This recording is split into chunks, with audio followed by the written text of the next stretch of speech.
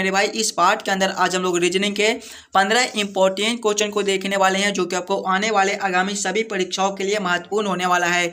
सभी question important question है जो बार बार आपको एग्जाम में पूछे जाते हैं या फिर आने की संभावनाएं रहती है। सभी क्वेश्चन को हम लोग एकदम ट्रिक के साथ सॉल्व करने की कोशिश करेंगे, तो आप हमारे साथ अंत तक जरूर बने रहिएगा। आपको आने वाले आगामी सभी परीक्षाओं के लिए ये सारे क्वेश्चन महत्वपूर्ण होने वाले हैं। तो चलिए हम लोग एक नंबर क्वेश्चन की ओर चलते हैं। क्वेश्चन नंबर एक आपको कह रहा है, नीचे दिए गए प्रश्न में संबंधित शब्द को चुनिए। संबंधित शब्द चुनने के लिए बोला जा रहा है। प्रश्न आपको कह रहा है, जिस प्रकार से स्कूल का संबंध शिक्षक के साथ है उसी प्रकार से आपसे पूछ रहे हैं न्यायालय का संबंध कौन सा शब्द से होगा जो इस वाले क्वेश्चन मार्क पे भरे जाएंगे। जब भी आपको इस प्रकार के रीजनिंग के प्रश्न देखने को मिले तो सबसे पहले आप लोग ये सोचिएगा, स्कूल से ये शिक्षक कैसे लिख रहा है, स्कूल से शिक्षक आपका किस प्रकार से संबंधित है, उसी प्रकार से आप लोग सोचिएगा आपका न्यायालय से कौन सा शब्द संबंधित होंगे जो इस वाले क्वेश्चन मार्क पे भरे जाएंगे। देखिएगा, स्कूल में आपके कौन होते हैं, स्कूल में आपके शिक्षक होते हैं, तो स्कूल से शिक्षक लिखा हुआ है।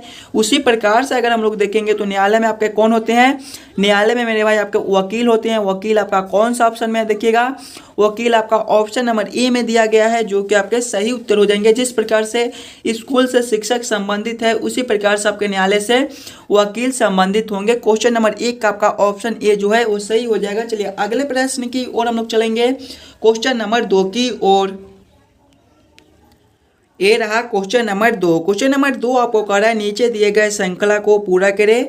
श्रृंखला सीरीज से रिलेटेड क्वेश्चन दिया गया है, एक श्रृंखला सीरीज दिया गया है और यहाँ पर क्वेश्चन मार्क है। इन्हीं क्वेश्चन मार्क पे कौन सी संख्या भरी जाएगी ये आप लोगों से पूछ रहा है। जब भी आपको श्रृंखला सीरीज से रिलेटेड क्वेश्चन देखने को मिले तो पहले आप लोग श्रृंखला को ध्यान से देखिएगा। देखिए पहले आपके 3 लिखे हुए हैं, 3 के आगे देखिएगा तो आपके 6 है, 6 के आगे आपका 9 है मेरे भाई, 9 के आगे आपका 15 है, 15 के आगे आपका 24 है, 24 के आगे आपका 39 दिया गया है और 39 के आगे आपका क्वेश्चन मार्क है। अगर आप लोग ध्यान से देखिएगा श्रृंखला को तो 3 है, 6 है, 9 है, श्रृंखला आपका ऊपर की ओर बढ़ रहा है।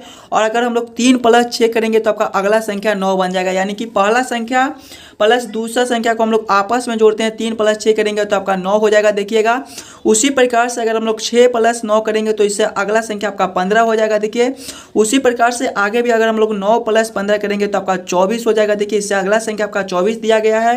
15 + 24 आपके कितने होते हैं, 15 + 24 आपके मेरे भाई 39 होते हैं। तो उसी प्रकार से हम लोग सेम करेंगे, ये दोनों संख्या को आपस में जोड़ लेंगे। 24 + 39 करेंगे तो आपके कितने हो जाएंगे, देखिए 24 + 39 आपके कितने होते हैं, 24 + 39 आपके 63 होते हैं, यानी कि इससे अगला संख्या आपका जो है वो 63 हो जाएगा। 63 आपके कौन सा ऑप्शन में है, 63 आपका कौन सा ऑप्शन में दिया गया है, ऑप्शन नंबर डी में दिए गए हैं, जो कि आपके सही उत्तर हो जाएंगे। इस वाले क्वेश्चन मार्क पे आपके 63 भरे जाएंगे। देखिएगा दो संख्याओं को जोड़ने से अगला संख्या बनता है, उसी प्रकार से हम लोग जब ये दोनों संख्या को जोड़ेंगे तो आपका 63 बन जाएगा। 63 आपका ऑप्शन डी में है, जो कि आपके सही उत्तर हो जाएंगे। चलिए अगले प्रश्न की ओर हम लोग चलेंगे, क्वेश्चन नंबर 3 की ओर। ये रहा क्वेश्चन नंबर 3। क्वेश्चन नंबर 3 आपको कह रहा है, लुप्त संख्या ज्ञात करें। मिसिंग नंबर से रिलेटेड क्वेश्चन है और यहाँ पर क्वेश्चन मार्क दिया गया है। इन्हीं क्वेश्चन मार्क पे कौन सी संख्या भरी जाएगी ये आप लोगों से पूछ रहा है। याद रखिएगा, मिसिंग नंबर से रिलेटेड क्वेश्चन आपको सभी एग्जाम में पूछे जाते हैं, तो जरूर आप लोग खुद से सॉल्व करने की कोशिश कीजिएगा।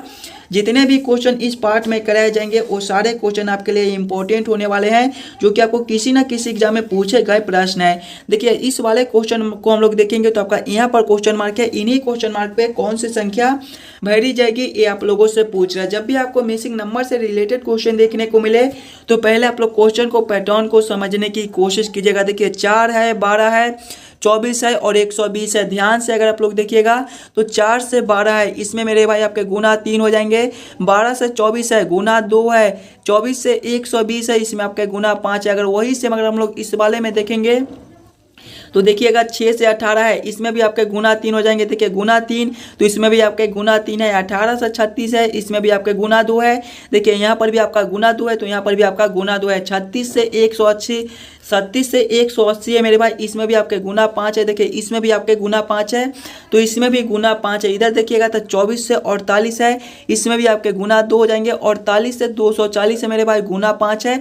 देखिएगा यहाँ पर आपका क्वेश्चन मार्क है, यानी कि हम लोग इस वाले क्वेश्चन मार्क पे कौन सा संख्या भरा जाएगा ये हम लोग सोचेंगे। तो किस प्रकार से सोचेंगे, 24 है सभी में देखिएगा गुना 3, तो इसमें हम लोग कौन सा संख्या से गुना 3 करेंगे ताकि आपका 24 बन जाए। तो अगर हम लोग 8 गुना 3 करेंगे, देखिए 8 गुना 3 करेंगे तो आपके 24 हो जाएंगे, यानी कि इस वाले क्वेश्चन मार्क पे मेरे भाई आपके 8 भरे जाएंगे। 8 कौन सा ऑप्शन में है, ऑप्शन नंबर बी में है, जो कि आपके सही उत्तर हो जाएंगे। इस वाले क्वेश्चन मार्क पे आपका 8 भरा जाएगा। चलिए अगले क्वेश्चन की ओर हम लोग चलेंगे, क्वेश्चन नंबर 4 की ओर। ये रहा क्वेश्चन नंबर 4। क्वेश्चन नंबर 4 आपको कह रहा है यदि आज रविवार है तो आज के बाद 59वां दिन कौन सा होगा, ये आप लोगों से पूछ रहा है। कैलेंडर से रिलेटेड क्वेश्चन है और इस प्रकार के भी प्रश्न आपको एग्जाम में आते हैं, तो जरूर आप लोग खुद से सॉल्व करने की कोशिश कीजिएगा। देखिए प्रश्न आपको कह रहा है कि आज रविवार है तो आज के बाद 59वां दिन कौन सा होगा। 59 दिन बाद आपसे पूछ रहा है कि कौन सा दिन होगा।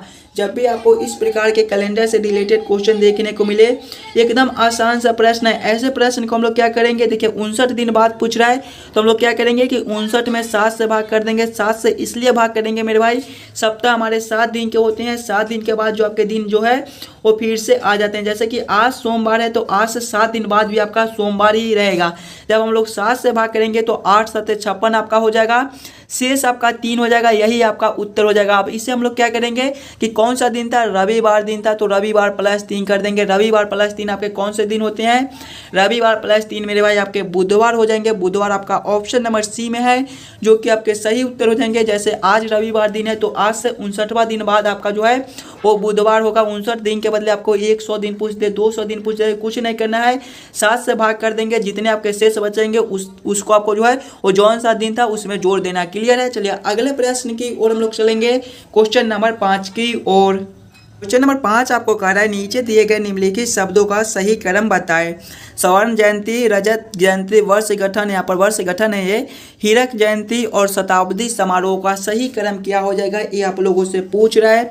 चलिएगा खुद से जरूर सॉल्व करने की कोशिश कीजिएगा। स्वर्ण जयंती, रजत जयंती, वर्ष गठन, हीरक जयंती और शताब्दी समारोह का आपका सही क्रम क्या बन जाएगा। देखिए मेरे भाई इसमें सबसे पहले आपके जो है वो वर्ष गठन हो जाएंगे, यानी कि 3 नंबर हो जाएंगे।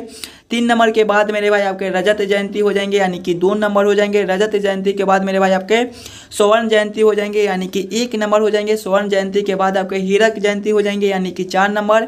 हीरक जयंती के बाद आपका जो है वो शताब्दी समारोह होता है, यानी कि 5 नंबर हो जाएंगे। कौन सा ऑप्शन में आपका 3 2 1 4 5 लिखा हुआ है, 3 2 1 4 5 आपके ऑप्शन नंबर बी में दिए गए हैं, जो कि आपके सही उत्तर हो जाएंगे। ये सभी शब्दों का सही क्रम आपका पहले 3 नंबर, उसके बाद आपका 2 नंबर, 2 नंबर के बाद आपका 1 नंबर, 1 नंबर के बाद आपका 4 नंबर, उसके बाद आपका 5 नंबर हो जाएगा। क्लियर है। चलिए अगले प्रश्न की ओर हम लोग चलेंगे, क्वेश्चन नंबर 6 की ओर। ये रहा क्वेश्चन नंबर 6। क्वेश्चन नंबर 6 आपको कह रहा है नीचे दिए गए प्रश्न में विषम अक्षरों को पहचान करें। विषम अक्षर चुनने के लिए बोला जा रहा है। प्रश्न आपको कह रहा है जिस प्रकार से ये 4 ऑप्शन दिए गए हैं, इन्हीं चारों ऑप्शन में आपके सबसे अलग ऑप्शन कौन से होंगे, ये आप लोगों से पूछ रहा है। पहले आप लोग चारों ऑप्शन को ध्यान से देखिएगा और समझने की कोशिश कीजिएगा। ये चारों ऑप्शन में आपके सबसे अलग ऑप्शन कौन से दिए गए हैं। ऑप्शन ए में देखिए AEI दिया गया है, ऑप्शन बी में IMQ, ऑप्शन सी में EIL, ऑप्शन डी में आपका MQU दिया गया है। ध्यान से देखिएगा मेरे भाई, तो ए से आपका E लिखा हुआ है, इसमें आपके +4 हो जाएंगे, और ई से I है, इसमें भी आपके +4 हो जाएंगे। I से A में मेरे भाई +4 है, M से Q है, इसमें भी आपके +4 हो जाएंगे। फिर देखिएगा ई से आपका आई है, ई से आई है मेरे भाई, इसमें भी आपके +4 हो जाएंगे, और आई से आपका क्या है एल है, इसमें आपके +3 हो जाएंगे। आगे देखिएगा एम से क्यू है +4 है, क्यू से यू है +4 है, सभी में +4 कर दिया गया है। लेकिन ऑप्शन सी में देखिए +4 +3 कर दिया गया है। तो सबसे अलग ऑप्शन आपके कौन से हो जाएंगे, ऑप्शन सी हो जाएंगे। यही आपका विषम अक्षर दिया गया है, यही आपका सही उत्तर हो जाएगा। क्वेश्चन नंबर 6 का आपका ऑप्शन सी सही हो जाएगा। चलिए अगले प्रश्न की ओर हम लोग चलेंगे, क्वेश्चन नंबर 7 की ओर। साथ आपको कह रहा है नीचे दिए गए अक्षर श्रृंखला को पूरा करें। अक्षर श्रृंखला से रिलेटेड क्वेश्चन है और याद रखिएगा इस प्रकार के भी प्रश्न आपको एग्जाम में आते रहते हैं। इंपॉर्टेंट क्वेश्चन है तो जरूर आप लोग वीडियो को रोककर खुद से सॉल्व करने की कोशिश कीजिएगा। देखिए एक अक्षर श्रृंखला दिया गया है और यहाँ पर क्वेश्चन मार्क है, इन्हीं क्वेश्चन मार्क पे कौन से अक्षर भरे जाएंगे ये आप लोगों से पूछ रहा है। जब भी आपको अक्षर श्रृंखला से रिलेटेड क्वेश्चन देखने को मिले तो पहले आप लोग श्रृंखला को देखिएगा। पहले देखिए आपका ST लिखा हुआ है, ST के आगे देखिएगा तो आपका TB लिखा हुआ है, TB के आगे देखिएगा तो आपका VY है मेरे भाई, VY के आगे देखिएगा तो आपका क्वेश्चन मार्क है, क्वेश्चन मार्क के आगे आपका CH लिखा हुआ है। ध्यान से देखिए सिंगल अक्षर को, तो S से T लिखा हुआ है, इसमें आपके +1 हो जाएंगे, T से आपका V है, +2 हो जाएगा, इसमें देखिएगा आगे देखिएगा +1, यहाँ पर +2 है, +1 +2 तो आगे आपके +3 हो जाएंगे। देखिएगा +3, जब भी +3 कीजिएगा तो आपका कितना हो जाएगा, भी आपके जो है वो 22वें पर आते हैं, 22 + 3 आपके 25 होते हैं और 25वें पर मेरे भाई आपके कौन से अक्षर होते हैं, Y होते हैं, यानी कि यहाँ पर जो पहला अक्षर वहाँ पर आपका Y हो जाएगा। आगे देखिएगा तो आपका Y से C है, इसमें आपके +4 हो जाएंगे।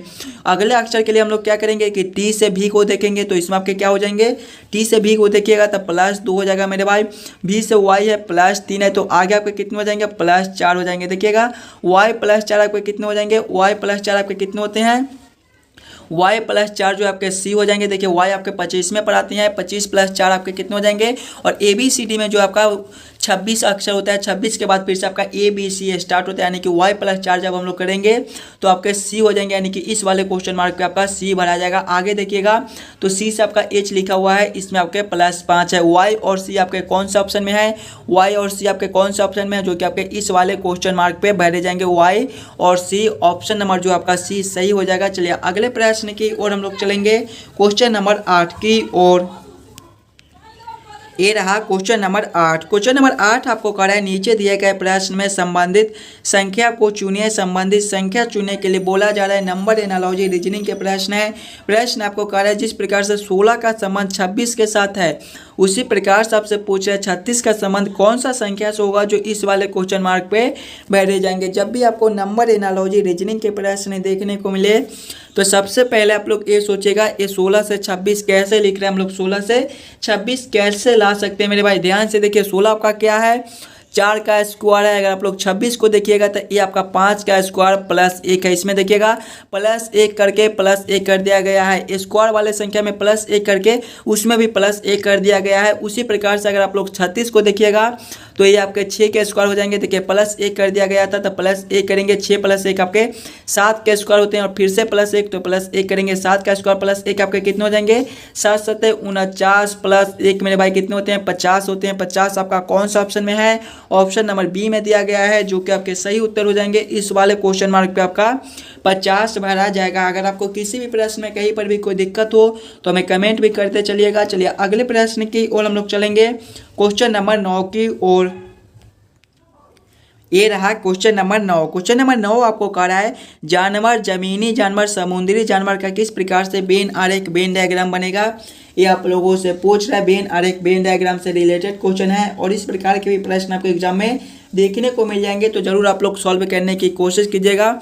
जानवर, जमीनी जानवर और समुद्री जानवर का किस प्रकार से वेन आरेख वेन डायग्राम बनेगा, कौन किसके साथ संबंधित है, किसके अंदर हम लोग किसको रख सकते हैं। ध्यान से देखिए मेरे भाई, जानवर है तो जानवर में आपके जमीनी जानवर भी आएंगे और जानवर के अंदर मेरे भाई आपके समुद्री जानवर भी आएंगे। तो पहले हम लोग जानवर के लिए एक गोला बना लेंगे। जानवर के अंदर आपके जमीनी जानवर और समुद्री जानवर दोनों आएंगे, लेकिन कुछ जानवर ऐसे भी होते हैं जो जमीन पर भी रहते हैं और समुद्र पर भी रहते हैं, यानी कि ये दोनों आपस में संबंधित है। इसे हम लोग ऐसे रख सकते हैं। कुछ जानवर जो आपके जमीन पर भी हो सकते हैं और कुछ जानवर आपके समुद्र में भी होते हैं और दोनों, और कुछ जानवर ऐसे भी होते हैं जो समुद्र और जमीन दोनों पर रहते हैं, यानी कि इसका वेन आरेख वेन डायग्राम कुछ इस प्रकार से बनेगा, जो कि ऑप्शन नंबर बी में दिया गया है। क्वेश्चन नंबर 9 का आपका ऑप्शन बी जो है वो सही हो जाएंगे। चलिए अगले प्रश्न की ओर हम लोग चलेंगे, क्वेश्चन नंबर 10 की ओर। क्वेश्चन नंबर 10 आपको कह रहा है यदि जोड़ का अर्थ गुना है, घटाव का अर्थ जोड़ है, गुना का अर्थ भाग है और भाग का अर्थ घटाव है, तो 9 × 4 + 2 घटाव 5 × 10 / 3 बराबर क्वेश्चन मार्क। इन्हीं क्वेश्चन मार्क पे कौन सी संख्या भरी जाएगी, ये आप लोगों से पूछ रहा है। ये भी आपके लिए इंपॉर्टेंट क्वेश्चन है, तो खुद से पहले प्रश्न को पढ़िए और समझने की कोशिश कीजिए प्रश्न आपको क्या कर रहा है। ऐसे प्रश्न को हम लोग कैसे जल्द से जल्द सॉल्व कर सकते हैं। देखिए जोड़ का अर्थ आपका गुना है, यानी कि जोड़ के जगह पे गुना को रखेंगे। घटाव का अर्थ आपका जोड़ जोड़ है, घटाव के जगह पे जोड़ को रखेंगे। गुना का अर्थ आपका भाग है, यानी कि गुना के जगह पे भाग को रखेंगे, और भाग का अर्थ आपका घटाव है, यानी कि भाग के जगह पे घटाव को रखकर इस समीकरण को हम लोग हल कर लेंगे। देखिएगा पहले आपका 9 गुना 4 है, 9 गुना 4 है, गुना का अर्थ आपका भाग है, तो यहाँ पर आपके भागा कितने हो जाएंगे, 4 हो जाएंगे मेरे भाई। आगे देखिएगा आपका जोड़ है, जोड़ का अर्थ आपका गुना है, तो यहाँ पर आपके गुना 2 हो जाएंगे। उसके बाद आपका घटाव है, घटाव का अर्थ आपका जोड़ है, तो यहाँ पर आपके जोड़ 5 हो जाएंगे। उसके बाद गुना का चिन्ह है, गुना का अर्थ आपका भाग होता है, तो यहाँ पर आपके भागा 10 हो जाएंगे। उसके बाद आपका भाग का चिन्ह है, भाग का अर्थ आपका घटाव है, तो यहाँ पर आपके घटाव 3 हो जाएंगे। जब इस समीकरण को आप लोग हल कीजिएगा तो पहले आपके भाग के काम हो जाएंगे, उसके बाद गुना के, उसके बाद घटाव के, उसके बाद जोड़ के। पहले हम लोग भाग के काम करेंगे। देखिएगा 9 भागा 4 आपके कितने हो जाएंगे मेरे भाई, 9 बटा 4 हो जाएंगे। आगे देखिएगा गुना करेंगे 2 प्लस करेंगे हम लोग 10 भागा 5 भागा 10 करेंगे, ये आपके 1 बटा 2 हो जाएंगे।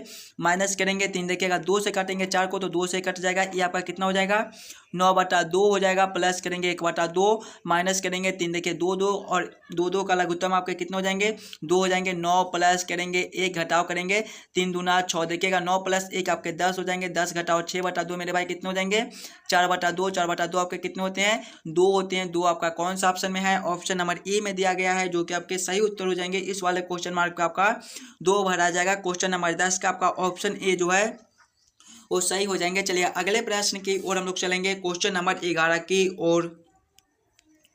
ये रहा क्वेश्चन नंबर 11। क्वेश्चन नंबर 11 आपका कथन निष्कर्ष से रिलेटेड क्वेश्चन है। जब भी आपको इस प्रकार के रीजनिंग के प्रश्न देखने को मिले तो पहले आप लोग कथन को ध्यान से पढ़िएगा और समझने की कोशिश कीजिएगा कथन आपको क्या कर रहा है। देखिए कथन 1 आपको कर रहा है कि रवि के पास 5 पेन है, रवि के पास 5 पेन है। कथन 2 आपको कर रहा है कक्षा में और किसी के पास 5 पेन नहीं है। देखिए निष्कर्ष को देखेंगे तो निष्कर्ष 1 आपको कह रहा है कि कक्षा में सभी विद्यार्थी के पास पेन है।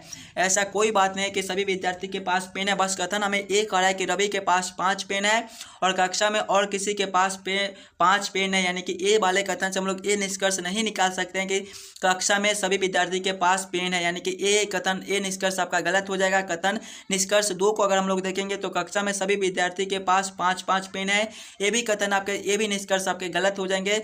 निष्कर्ष 3 को अगर हम लोग देखेंगे कुछ विद्यार्थी के पास 5 पेन से अधिक है, ये भी निष्कर्ष मेरे भाई आपके गलत हो जाएंगे। ये वाला कथन से ये भी निष्कर्ष आपका नहीं निकलता है। निष्कर्ष 4 को देखिएगा तो निष्कर्ष 4 आपको कह रहा है कक्षा में केवल एक विद्यार्थी के पास पूरे 5 पेन है, ये निष्कर्ष आपका सही हो जाएगा। देखिए रवि के पास 5 पेन है और कक्षा में और किसी के पास 5 पेन है, यानी कि एक ही विद्यार्थी के पास 5 पेन है, उसका नाम है रवि, यानी कि ये निष्कर्ष आपका सही हो जाएगा। क्वेश्चन नंबर 11 का आपका ऑप्शन 4 जो है, ऑप्शन 4 वाला निष्कर्ष सही हो जाएगा। कक्षा में केवल एक विद्यार्थी के पास 5 पेन है, केवल ऑप्शन 4 को कौन सा ऑप्शन में सही किया गया है तो ऑप्शन डी में देखिएगा केवल निष्कर्ष 4 निकलता है, यानी कि क्वेश्चन नंबर 11 का ऑप्शन डी आपके सही हो जाएंगे। चलिए अगले प्रश्न की ओर हम लोग चलेंगे, क्वेश्चन नंबर 12 की ओर। ये रहा क्वेश्चन नंबर 12। क्वेश्चन नंबर 12 आपको कह रहा है नीचे दिए गए प्रश्न आकृति को कौन सा उत्तर आकृति पूरा करेगा। यहाँ पर आपके एक प्रश्न आकृति दिए गए हैं और यहाँ पर क्वेश्चन मार्क है, इन्हीं क्वेश्चन मार्क पे कौन सी आकृति भरी जाएगी ये आप लोगों से पूछ रहा है। जब भी आपको इस प्रकार के प्रश्न आकृति से रिलेटेड क्वेश्चन देखने को मिले तो पहले आप लोग ये दोनों आकृति को ध्यान से देखिएगा और समझने की कोशिश कीजिएगा ये दोनों आकृति आपस में कैसे संबंधित है। उसी प्रकार से आप लोग सोचेगा इस वाले आकृति से आपके कौन से आकृति संबंधित होंगे जो इस वाले क्वेश्चन मार्क पे भरे जाएंगे। देखिए दोनों आकृति आपका एक ही प्रकार का है, बस दोनों आकृति को क्या किया कर दिया गया है। जब इस वाले आकृति को हम लोग 90 डिग्री घुमाएंगे तो आपके कुछ इस प्रकार के आकृति हो जाएंगे और देखिएगा तीर का चिन्ह आपका इधर साइड है तो आप इस साइड कर दिया गया है और दोनों गोले आपके यहाँ पर होंगे तो आपके यहाँ पर कर दिए गए हैं। वही चेंजेस अगर हम लोग इसमें करेंगे, जब इस वाले आकृति को हम लोग 90 डिग्री घुमाएंगे मेरे भाई तो आपके पहले इस प्रकार से गोले हो जाएंगे और कुछ इस प्रकार के आपके जो है वो त्रिभुज बन जाएंगे। देखिएगा कुछ इस प्रकार के आपके त्रिभुज बन जाएंगे और देखिए तीर का चिन्ह अंदर की साइड है तो ये आपका बाहर की ओर हो जाएगा, यानी कि इस प्रकार से हो जाएंगे। दोनों गोले आपके यहाँ पर बनते हैं यानी कि आप ऊपर की ओर बन जाएंगे। इस प्रकार की आकृति आपके कौन सा ऑप्शन में है, इस प्रकार के आकृति आपके ऑप्शन नंबर ए में दिए गए हैं जो कि आपके सही उत्तर हो जाएंगे। इस वाले क्वेश्चन मार्क पे आपके कुछ इस प्रकार के आकृति बनते हैं। देखिए कुछ नहीं किया है, बस पहले आकृति को 90 डिग्री घुमा दिया गया है तो हम लोग भी आकृति को 90 डिग्री घुमाएंगे। उसके बाद दोनों गोला जो ऊपर था उसे नीचे कर दिया गया था। देखिए इसमें तो वही सेम करेंगे, दोनों गोले नीचे थे तो हम लोग ऊपर कर देंगे। देखिए तीर का चिन्ह जो बाहर की साइड था उसे अंदर की साइड कर दिया गया था, यानी कि तीर का चिन्ह जो बाहर का साइड था उसे अंदर की साइड कर दिया, यानी कि चेंज कर दिया गया था। तो वही सेम अगर हम लोग इसमें करेंगे, तीर का साइड अंदर की ओर है तो हम लोग बाहर की ओर कर देंगे, तो आपका कुछ इस प्रकार से आकृति बनेगा, जो कि ऑप्शन नंबर ए में दिया गया है। चलिए अगले प्रश्न की ओर हम लोग चलेंगे, क्वेश्चन नंबर 13 की ओर। क्वेश्चन नंबर 13 आपको कह रहा है दिए गए प्रश्न में संबंधित अक्षरों को चुनिए। संबंधित अक्षर चुनने के लिए बोला जा रहा है। प्रश्न आपको कह रहा है जिस प्रकार से MAX का संबंध NYA के साथ है, उसी प्रकार से आपसे पूछ रहा है BOT का संबंध कौन सा अक्षर से होगा, जो इस वाले क्वेश्चन मार्क पे भरे जाएंगे। इंपॉर्टेंट क्वेश्चन है मेरे भाई, जरूर आप लोग खुद इसे सॉल्व करने की कोशिश कीजिएगा। MAX से NYA कैसे लिख रहा है, देखिए ध्यान से, सिंगल सिंगल अक्षर को पहले आपका MAX है, उससे क्या लिखा हुआ है NYA लिखा हुआ है। ध्यान से देखिएगा, सिंगल सिंगल अक्षर को M से N है, प्लस 1 है, A से Y है मेरे भाई, इसमें आपके -2 है, A से Y है, -2 है, X से A है, देखिएगा इसमें आपका क्या हो जाएगा, X से A है, इसमें मेरे भाई आपके +3 हो जाएंगे। वही सेम अगर हम लोग इसमें करेंगे, पहले आपका BOT ले लेंगे, BOT है, देखिए पहले वाले में +1, B + 1 आपके कितने हो जाएंगे, B + 1 आपके C, उसके बाद आपका O है, दूसरे वाले में -2, O आपके 15वें पर आते हैं, 15 - 2 13, और 13वें पर मेरे भाई आपके M होते हैं। आगे देखिएगा आपका T है, तीसरे वाले में +3, T आपके 20वें पर आते हैं, 20 + 3 आपके 23, और 23वें पर आपका W होता है। कौन सा ऑप्शन में आपका CMW है, CMW आपके ऑप्शन बी में है, जो कि आपके सही उत्तर हो जाएंगे। इस वाले क्वेश्चन मार्क पे आपका CMW भरे जाएंगे। क्लियर है। चलिए अगले प्रश्न की ओर हम लोग चलेंगे, क्वेश्चन नंबर 14 की ओर। ये रहा क्वेश्चन नंबर 14। क्वेश्चन नंबर 14 आपको कह रहा है नीचे दिए गए प्रश्न में विषम संख्या को पहचान करें। विषम संख्या चुनने के लिए बोला जा रहा है। जब भी आपको विषम संख्या चुनने के लिए बोले तो पहले आप लोग चारों ऑप्शन को ध्यान से देखिएगा और समझने की कोशिश कीजिएगा। ये चारों ऑप्शन में आपके सबसे अलग ऑप्शन कौन से दिए गए हैं। ऑप्शन ए में देखिए 9, ऑप्शन बी में 27, ऑप्शन सी में आपका 64 और ऑप्शन डी में आपका 8 दिया गया है। ध्यान से देखिएगा मेरे भाई, 9 आपके क्या होते हैं, 3 के स्क्वायर होते हैं, 27 आपके 3 के क्यूब होते हैं, 64 आपके 4 के क्यू होते हैं, और 8 आपके 2 के क्यू होते हैं। देखिएगा सभी में क्यू दिया गया है, लेकिन इसमें आपका स्क्वायर कर दिया गया है, तो सबसे अलग आपके ऑप्शन ए हो जाएंगे।